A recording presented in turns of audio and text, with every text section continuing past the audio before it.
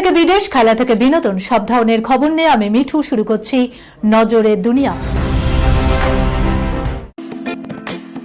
Lake view হাসপাতাল, সময় অসময় সব সময় আমাদের পরিষেবা modular OT, paediatric surgery, plastic surgery, general surgery, neuro surgery, urology, gastroenterology, gynaecology, orthopaedic, ENT, chest সমস্ত অভিজ্ঞ চিকিৎসকদের দ্বারা চিকিৎসা করা হয়। সর্বোন্নত আইসিইউ, এইচডিইউ, প্যাথোলজি, সমস্ত রকমের USG, CT scan, X ray, FNAC, biopsy, tapping.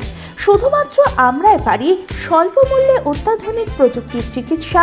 Kolkata ও হায়দ্রাবাদের বিশেষজ্ঞ চিকিৎসকদের সুপরামর্শ, নিজস্ব ফার্মাসিতে 20% ছাড়ে ওষুধ, প্রতি রবিবার প্রসূতি মায়েদের বিনামূল্যে ইউএসজি পরিষেবা। ঠিকানা লেক ভিউ হাসপাতাল, লালদিঘি মোহনা বাসস্ট্যান্ডের পিছনে, বহরমপুর, মুর্শিদাবাদ। আর মাত্র 15 দিনে দেশে ঢুকছে বর্ষা। প্রাক বর্ষা বৃষ্টির মধ্যেই সুখবর হাওয়া অফিসের। যদিও দেশের বিরাট অংশ জুড়েই মে মাস অস্বাভাবিক শীতল, তবুও দক্ষিণ পশ্চিম মৌসুমী বায়ুর আগমনের ইঙ্গিতগুলো ক্রমশই জোরালো হয়ে উঠছে। আন্দামান ও নিকোবর দ্বীপপুঞ্জে মৌসুমী বায়ুর প্রত্যাশিত আগমনের আর মাত্র 15 দিনেরও কম সময় বাকি, এমনটাই জানাচ্ছে হাওয়া অফিস। সাধারণত এপ্রিলের মাঝামাঝি থেকে শুরু হয়, গোটা মে মাস জুড়ে চলে গ্রীষ্মের দাপট। এবার বৃষ্টির সাহায্যে সেই দাপট থেকে রেহাই মিলেছে। আইএমডি আগামী 7 দিন তামিলনাড়ু, পুদুচেরি, কেরালা এবং মাহে অঞ্চলে বৃষ্টিপাতের পূর্বাভাস দিয়েছে। অন্যদিকে উত্তর পশ্চিম ও পূর্ব ভারত জুড়ে বজ্রবিদ্যুৎ সহ বৃষ্টিপাত, শিলাবৃষ্টি চলছে। মে মাস জুড়ে প্রাক বর্ষার বৃষ্টি আরও তীব্র হবে বলে আশা করা হচ্ছে, যা থেকে পরিষ্কার বর্ষা তার নির্ধারিত সময়সূচি মেনেই অগ্রসর হচ্ছে। জানানো হয়েছে 1 জুনের কাছাকাছি সময়ে, অর্থাৎ একেবারে সময়সূচি মেনেই কেরালা উপকূলে বর্ষা যথাসময়ে এসে পৌঁছানোর প্রস্তুতি নিচ্ছে। এদিকে পূর্বাভাস বলছে এই মাসে বৃষ্টির এলপিএ অর্থাৎ লং পিরিয়ড অ্যাভারেজ পেরিয়ে যাবে 110%। অর্থাৎ সাধারণত গ্রীষ্মে যে পরিমাণ বৃষ্টি হয় সেই গড় মান এবার থাকবে অনেক বেশি। তথ্য বলছে 1971 থেকে 2020 সালের মধ্যে মে মাসে বৃষ্টি হয় গড়ে 64.1 মিলিমিটার। উত্তর ভারত সহ গোটা দেশেরই এই ছবি, কিন্তু এবার সেই গড় বৃষ্টিকে পিছনে ফেলে আরও বেশি বৃষ্টি হতে চলেছে। তবে বৃষ্টিপাতের বন্টন অসম হওয়ার সম্ভাবনা রয়েছে। দেশের বিরাট অংশে পর্যাপ্ত বৃষ্টিপাত হওয়ার সম্ভাবনা থাকলেও পূর্ব ও উত্তর পূর্ব ভারতের কিছু নির্দিষ্ট এলাকা, পূর্ব মধ্য অঞ্চলে স্বাভাবিকের চেয়ে কম বৃষ্টিপাতের পূর্বাভাস দিচ্ছেন আবহাওয়াবিদরা। এই আঞ্চলিক তারতম্য কৃষি পরিকল্পনার উপর প্রভাব ফেলতে পারে, বিশেষ করে সেই সব ফসলের ক্ষেত্রে যা মরশুমের শুরুর দিকেই বৃষ্টির ওপর নির্ভরশীল। আইএসআইয়ের ষড়যন্ত্র নিশানায় ছিল দিল্লির মন্দির, হরিয়ানার সেনা ছাউনি, রাজধানীতে গ্রেপ্তার 9 জন জঙ্গি। রাজধানীর একটি প্রসিদ্ধ মন্দির, একটি নামী ধাবা, এমনকি হরিয়ানার সেনা ছাউনিতে হামলার ছক ছিল। বিপদ ঘটার আগে পাক গুপ্তচর সংস্থা আইএসআইয়ের ভয়ঙ্কর ষড়যন্ত্র ফাঁস হয়ে গেল। দিল্লি পুলিশের তৎপরতায় রাজধানীর বিভিন্ন এলাকা থেকে গ্রেপ্তার প্রাক সমর্থিত গোষ্ঠী শাহজাদ ভট্টি মডিউলের 9 জঙ্গি। জঙ্গিদের কাছ থেকে উদ্ধার হয়েছে অস্ত্র। পুলিশ সূত্রে জানা গেছে, তদন্তকারীরা জানতে পেরেছেন যে অভিযুক্তদের মধ্যে একজন দিল্লির একটি ঐতিহাসিক মন্দির রেকি করে। সোশ্যাল মিডিয়ার মাধ্যমে পাকিস্তান ভিত্তিক হ্যান্ডলারদের কাছে মন্দির এবং মন্দির চত্বরের ছবি পাঠাইছে।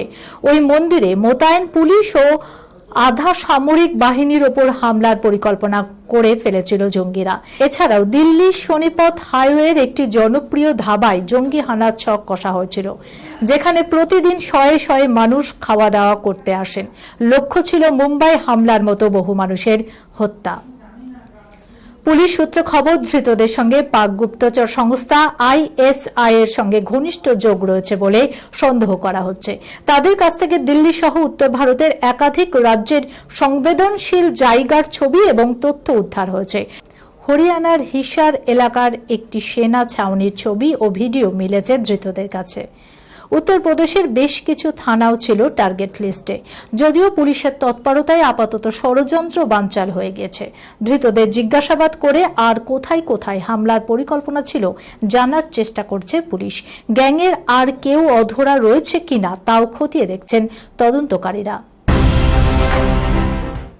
মেজাজ পকেটেই রাখুন, গাড়িতে রোম্যান্স নয়, যাত্রীদের জন্য ক্যাব চালকের ফতোয়ার বিতর্ক। বর্তমানে গন্তব্যে পৌঁছতে অধিকাংশরই ভরসা অ্যাপ ক্যাব। এক ক্লিকেই বাড়ির সামনে পৌঁছে যায় 4 চাকা। কিন্তু এক্ষেত্রে একটা সমস্যার কথাই প্রায় শোনা যায়, তা হলো চালক ও যাত্রীর বচসা। কখনো ভাড়া নিয়ে, কখনো এসি নিয়ে কথা কাটাকাটি পরিস্থিতি তৈরি হয় প্রায়। এছাড়া বহু চালকেরই অভিযোগ টাকা দিচ্ছেন বলে তাদের সঙ্গে দুর্ব্যবহার করেন যাত্রীরা। আবার কখনো কখনো ক্যাবে উঠে খানিকটা ঘনিষ্ঠ হন যুগলেরা। সেই সব সমস্যার সমাধানে এবার অভিনব এক উপায় বার করলেন হায়দ্রাবাদের এক ক্যাব চালক, যা সোশ্যাল মিডিয়ায় রীতিমতো ভাইরাল। এক্স হ্যান্ডেলে এক যুবক পোস্ট করেছে হায়দ্রাবাদের ক্যাবে লাগানো একটি নোটিশ। সেখানে স্পষ্ট সাফ লেখা, যাত্রী ক্যাবের মালিক নন, যিনি এটি চালাচ্ছেন তিনিই মালিক। সেখানে যাত্রীদের আচরণ নিয়েও সতর্ক করা হয়েছে।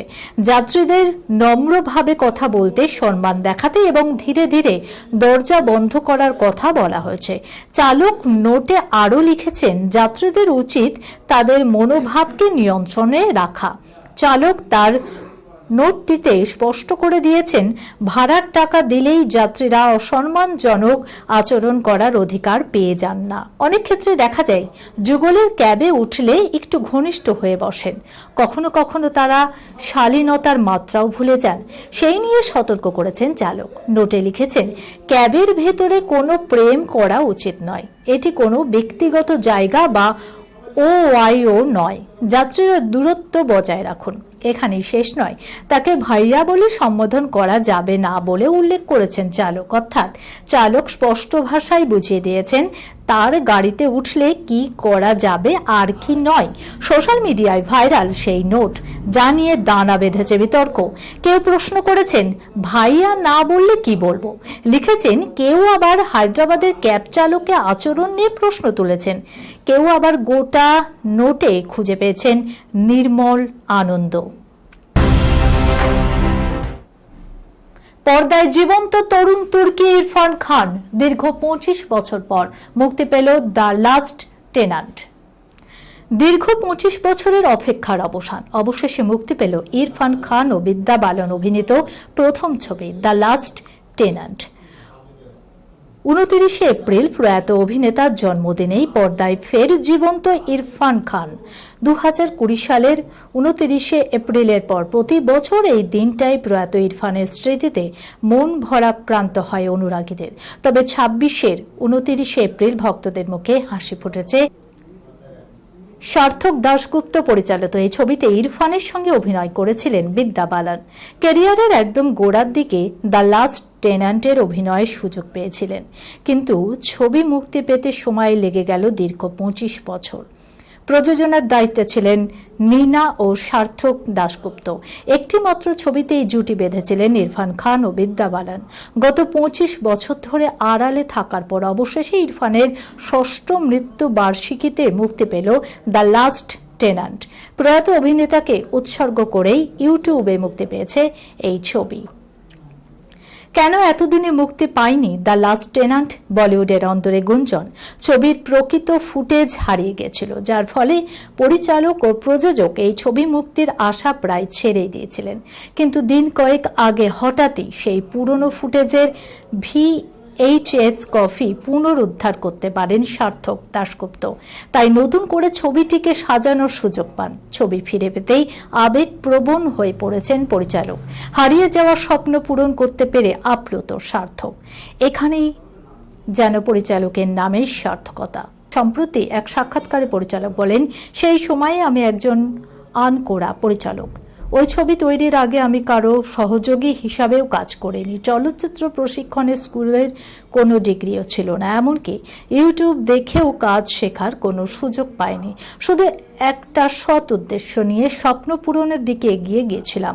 অবশেষে ইরফানকে উৎসর্গ করে সেই ছবি দর্শকের সামনে পরিবেশন করতে পারছি। এই খবরের সঙ্গে শেষ করলাম আজকে নজরে দুনিয়া। আপনারা দেখছেন টিভি 24 বাংলা, সংবাদ বিনোদন সারাদিন সারাক্ষণ।